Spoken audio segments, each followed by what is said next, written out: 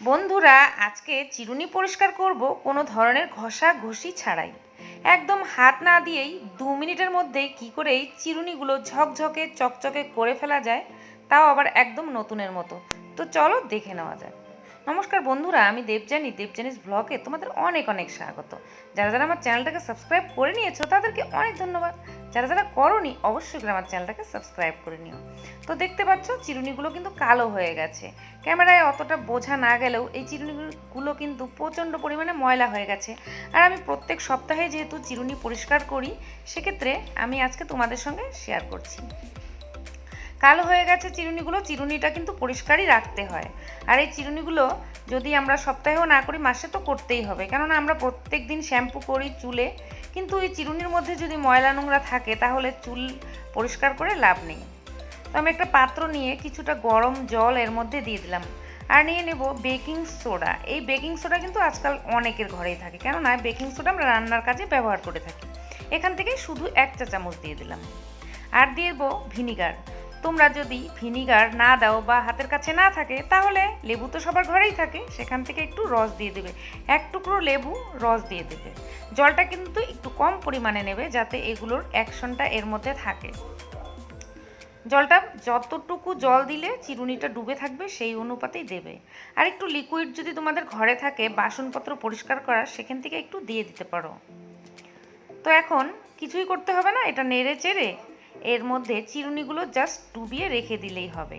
আর কোনো ধরনের ঘষাঘষি করতে হবে না। তো চিরুনিগুলো কতক্ষণ রাখবো সেটাই। তো চিরুনিগুলো তোমরা চাইলে 1 ঘন্টা রেখে দিতে পারো বা আধ ঘন্টা রেখে দিতে পারো। তবে আমি এই চিরুনিগুলো রাত্রেবেলা যখন ব্যবহার হয় না, তখন শোয়ার আগে চিরুনিগুলো এভাবে ভিজিয়ে রেখে দেই আর সকালবেলা ধুয়ে নিই। তাতে কি হয়, কারো অসুবিধা হয় না, এতে করে পরিষ্কারও সুন্দর হয়।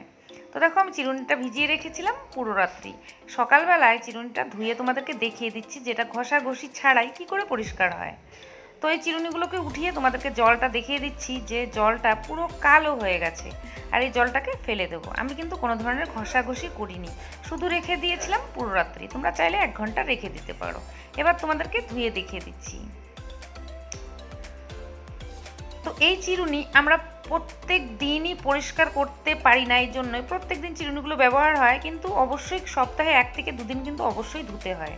কেননা এর মধ্যে যদি ময়লা থাকে, সেই ময়লাগুলো কিন্তু আমাদের মাথার মধ্যে লেগে যায়। তো সেক্ষেত্রে চিরুনি সপ্তাহে 1 দিন হলেও করতে হবে, নাইবা মাসে হলেও করতেই হবে। তো সেক্ষেত্রে এটা ঘষে ঘষে সময় নষ্ট না করে এভাবে করে রেখে দেবে রাত্রেবেলা, সকালবেলা ধুয়ে নেবে। এই দেখো, আমি চিরুনিগুলোকে ধুয়ে দেখিয়ে দিলাম। আমি কিন্তু এগুলোর মধ্যে কোনো ধরনের ঘষাঘষি করিনি, রাত্রে শুধু ভিজিয়ে রেখেছিলাম আর এখন ধুয়ে দেখিয়ে দিলাম, কোনো ধরনের ময়লা নোংরা নেই। যদি তোমাদের চিরুনি বেশি ময়লা থাকে, একটা ব্রাশ নিয়ে একটু ঘষে নিতে পারো, তবে আমার দরকার নেই, আমারগুলো এমনি এমনি পরিষ্কার হয়ে গেছে। কতটা ঝকঝকে হয়ে গেছে তোমরা দেখতেই পাচ্ছ, একদম নতুনের মতো।